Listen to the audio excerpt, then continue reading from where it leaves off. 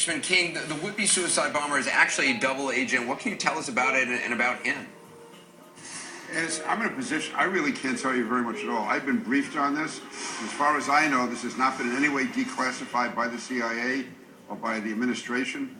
And it's really, to me, unfortunate that this has gotten out because this could really interfere with operations overseas. And I'm sorry to do this. I really cannot comment on any of those details. I know what's out there. I know it's being reported. And I also was at a briefing this afternoon with top officials, and there's a really great concern that this got out. This is, my understanding is a major investigation is going to be launched because of this.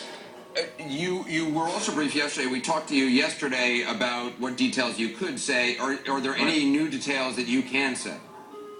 I don't believe so, Anderson. I hate to do this to you. I mean, yesterday I did say to you that I was told, and I could say yesterday, that the bomber, the alleged bomber, was no longer of any concern to us. And now I guess a different interpretation can be put on that than everyone was, reading into it last night. You heard that? But, from what I understand, I'll be surprised if you find anyone confirming this on the record, what you're reporting. Now, again, by tomorrow, the next day, it could be a different story. I will say this is one of the most sophisticated and successful intelligence operations that I've been aware of.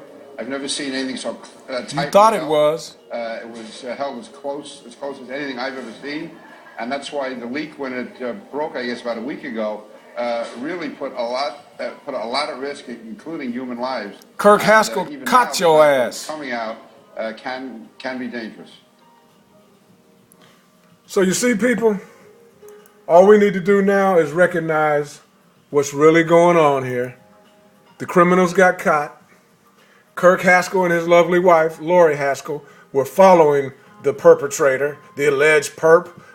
They were on the plane. They were in the line checking in at the same time as the well-dressed Indian man got the disheveled young Mutalif on the plane without any ID. So what it comes down to, let me put it like this. It's up to everybody to reach deep down into their gut.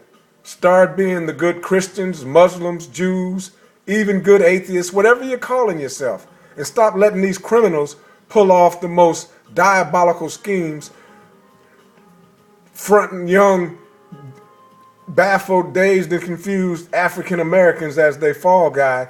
Let's start outing these people. We know it was an inside job to get the rapist scans in the airports. It's on Obama's watch, the great commander-in-chief who went to Columbia University. Let's start outing these people and demanding their arrest. You saw Peter King. He's their point man. He's been the mouthpiece for all of their great cover-ups, from the bankers, bailout, to everything else. So it's up to the black boule. It's up to all those who claim that they got a good Christian, good Muslim, good Jewish, good spirit in them. Whatever you got in you, bring it out and start demanding that Kirk Haskell can get his day in court. This young African bomber, unless they haven't already done him in somewhere or sheep dipped him and threw him in the ocean or whatever. Let's bring this thing to light. Let's bring 9/11 to light. Let's get on it, people, or else we're going to be living in the land of tyranny forever.